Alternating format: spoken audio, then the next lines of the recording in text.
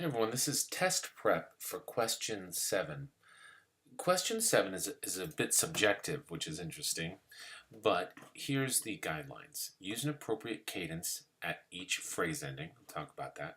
Give melodic interest to the bass line, and vary the motion of the bass line in relation to the soprano. Use mostly quarter notes, but you may use note values ranging from half notes to eighth notes. Do not notate the alto or tenor line. So let me give you the strategy here. The first thing you want to do is you want to work backwards. So here, right here is the final fermata, and we're in the key of F. And sure enough, the final note is a F. So when you start to see the patterns, and you will, we do it a couple times, that this final cadence is sort of set up for you. Almost every example you'll see it's set up for you. In this particular one, when you see mi, re, do right here, 3, 2, 1, it's begging for you to do a 1, 6, 4, 5, 1 cadential perfect authentic cadence. So when I show you a solution later on, I want you to know that's going to be part of the solution, okay? So, and it's a little interesting to know, and you may forget this already. Oh, look, it's Hollis. Hi, Hollis. Bye, Hollis. What's interesting to note is that mi, re, do, 1, 6, 4, 5, 1 can be preceded by a chord that can come before 5.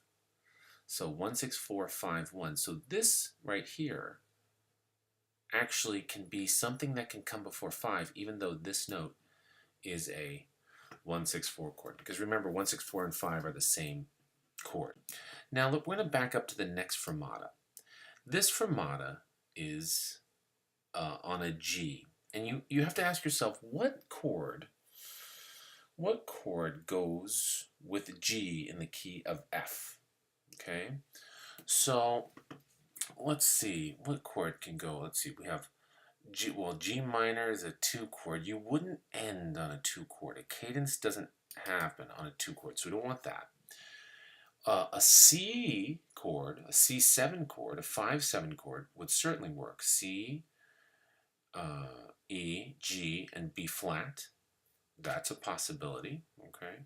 So a 5/7 chord fermata, which also be a half cadence. I'm trying to think if there's anything else that we could do that would end on this. I think not. I think a C7 chord would be the best, and there you get your half cadence. So you have your perfect authentic cadence here. Oops, excuse me. Your half cadence here. Now let's back up another one. This cadence right here is very, very interesting, because it is a fermata on C, and you might say to yourself, well, Mr. Nohar, that fits in with a 1 chord. You could do an F major chord right on this cadence. And I would say to you, well, you're wrong, because you have to look at this note right here. A B natural in the key of F does not belong. It is not in the key.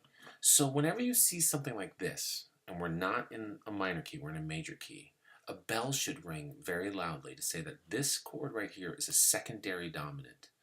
So what chord that could go here at this beat can dominate this chord right here? And I'm going to tell you.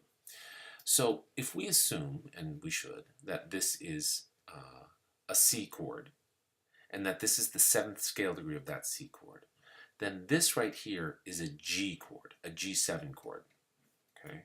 And this is a C chord. So right here you have a secondary dominant, right here in this beat, going to a 5 chord. So you would analyze this as a 5 of 5 going to C major, okay? That's a lot of information, but I want to give you just the shape of how I attack these things. I start at each cadence and I move backwards because I know where I'm going. If I know what this cadence is here, and I know what this cadence is here, and I know what this cadence is here, well, it tells me what a couple chords that come before it shouldn't have to be. Okay, I'll show you my solution in another video.